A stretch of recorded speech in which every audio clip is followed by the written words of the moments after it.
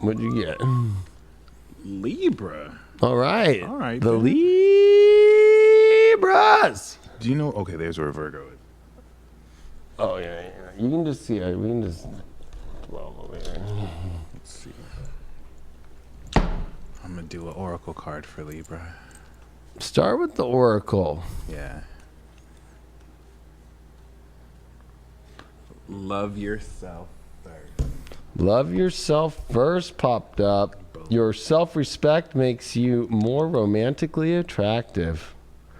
Yeah, I feel like, I'm just going to go into this. Three of Swords. Heartbreak card with love yourself first. Well, that's what I was feeling is like, I think the Libras are in a lot of situations that they don't want to be in, and they keep trying to be in them. And this is like, it's just heartbreaking if you're not going to put what you really want first. And you're more attractive when you put yourself first anyway. Because then everybody wants the Libra. A Libra that's confident and looks like, woo, everybody wants. A little hard to get to. But when Libras feel like they're not wanted, it's because they're not in that confidence of themselves. Like it's like they're yearning for, mainly Libras don't yearn for people for some reason. You know what it is when they're always trapped in something they hate. Damn. Like it's a driver or something like that? Yeah, that's why Mars is their 7th house, right? It's like when they do what they want, they're fucking on fire in relationships. But when they're not happy in their relationships because they don't want it and they don't know how to get out, it's like, I don't know what to do. And then they get lost in their 12th in Virgo and think that they could try and figure it out, or when the right time and reality comes, and that's just not. You can wait a long time for those planets to move. So we also know this is a wake-up call for you. Listen and take notes. Ooh! Look at that. Especially if it is a heartbreak. Look at the angel. Like, what is that a seashell? Or a flower? Some of y'all are going to be Usher. Look, You don't have to call. Oh, God. It's okay, girl. I think everybody knows I went to an Usher concert once with a girl who was married. I was just dating at the time, but I knew she was married. I didn't care. And we went to an Usher concert and got caught. Got It was a caught? bad day for her, but I was just like, I guess that ain't going to work no more. He was there? No, it was back in the Snapchat days. Like, we both Snapchatted, and like, her husband like Snapchatted. We were at an Usher concert. Damn. I thought it was hilarious. That is hilarious. Wow.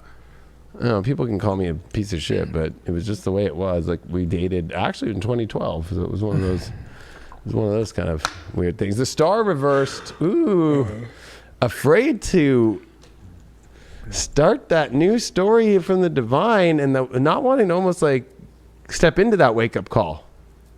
Ooh. Or maybe that could trigger the wake-up call. Rising up to your star power. Yeah, but the star comes after the tower, and the star is always when you got nothing left and you're just naked alone out there, but you have the stars above and you have the universe, and it's a whole new story, and it's reversed with your wake-up call. Right. Oh, true. Owie. And with the 3 of Swords. Or maybe you just don't believe in the wake-up call. Ooh. Yeah, well, because Libras can definitely come up with stories in their head and believe it really easy. 3rd house Sag with where we're seeing Mercury. Oh, the mic? Boom. Gotcha. I'm going to be real. There's a lot of heartbreak shit going on in here. Or getting over that heartbreak Gotta and let it moving on burn. by just stepping into your big self, your powerful self here. I say I'm gonna pull where the sexual energy's going. We're pulling a zombie out here. Again. 5 of Swords. Damn. I mean, 5 of Swords goes for what it wants all the way. That's like talking dirty too. I got a feeling that Libra's got to go for what they want. That keeps coming up, and the heartbreak is staying in what you don't want to stay in. That's what I keep getting, and that wake-up call's there, and you know it. You gonna do something about it, or are you just gonna not love yourself? Oh, I got the 2 of Cups though. So this That is ooh. infighting, baby. Oh, some new soulmate energy. That too. And But you gotta, it's gonna feel like it's like a little bit of an aggressive, like I gotta do something crazy and intense in order to get there. yeah, or maybe fighting in sex and you both like it. That's true. But then I think that could be connected to old people though, and thinking, oh, make up sex and then I'll feel better and then it'll leave you to deep heartbreak. That's very interesting because both of them are together too. I know. What's the spiritual advice? King of Pentacles upright. I think you know that there's a much bigger, better deal here for you that knows the value of you. Because if we're dealing with value of loving yourself, a King of Pentacles would show up that sees you as the ultimate. If you're not being seen at the, or if you don't see somebody as the ultimate, it's because Libras is always flipped, right? Right. I got 6 of Scepters and Genius. Oh, Uranus. Uranus, right? Oh, that's throwing a curveball. But the six of Wands is victory by Right. doing the curveball, wild breakout situations. And that's their 8th house too in Taurus. Yeah. And with the King of Pentacles, you're going to get more of what you actually want in your life. So there is hope. That's good. That's good. Yeah, I feel like we should throw one astro card here and see like as an overall. Mars. Of course. Of course, that's a relationship ruler too. Uh-huh. Yeah, what you really want. Stop doing what you don't want, Libra. Not going to work. Love yourself. Leo, Uranus in the second house. Oh yeah, this is definitely King of Pentacles energy. It is very King of Pentacles, but with like a lot more happiness too. Yeah. But I would say that it's knowing your value of your happiness and not being afraid to connect to that and disconnect from what is not exciting, fun, happy, or attractive. I keep feeling that Libras are with the people that they're not attracted to. I've been getting that one from the astrology a lot with all this Capricorn in the 4th house. No, I got to keep it all emotionally secure and safe and all that shit. With North Node in Gemini, it's like, oh, I'm curious about other stories. Like, you know, the wandering eye right now is Libra. But they do it in a good way. They're doing it on their phone. Right. Oh, they're right next to their boyfriend or their girlfriend or their husband or their wife, and they're fucking like, ooh, look at this. This is simulating. Oh, nothing. I'm looking up fucking, I'm looking up fucking Cyber Monday deals.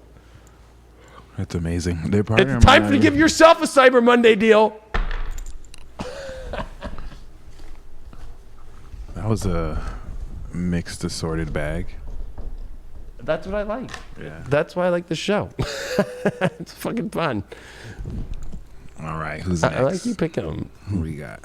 What do you have to say, Craig? What do you feel about that Libra reading? There's so much going on with it. I think you guys are hitting the points on its head over there. So I think that it's good. I think that it's needed for the Libras to step out and get what they're actually desiring, and actually feel that desire within themselves as well. I think it's easy to kind of lose that touch, that sexual healing, so to speak. So I think it's important to find that again, wherever that may be, whether that's inside yourself or with another individual. But I think it is important to find that.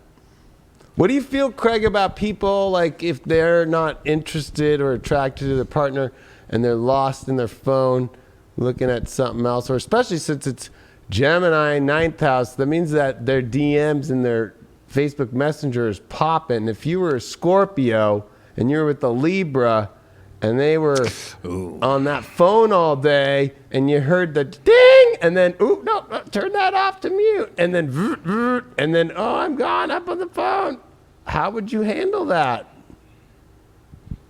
As a Scorpio, too. Well, I mean, that's comparable with any sign. If there's not that trust factor there, then you got to get out of the relationship. If there is that trust factor that you think that nothing's actually going to go on, and then you actually believe them, that there's there's that true authenticness of maybe they're just interacting with another individual. Because who's that? As that John fella met when we were out at that festival, he told me that you actually need 3 people to be in a healthy relationship: someone to satisfy you sexually, someone to stimulate you mentally, and someone to push you physically. Boom. So, maybe they're just out there in an intriguing conversation, trying to get that brain tickled a bit. But as a Scorpio, because Scorpio Libra, I think, is the most toxic combo. Because like a Scorpio can see through the Libra, and then a Libra will see through the Scorpio when it's doing its weird thing.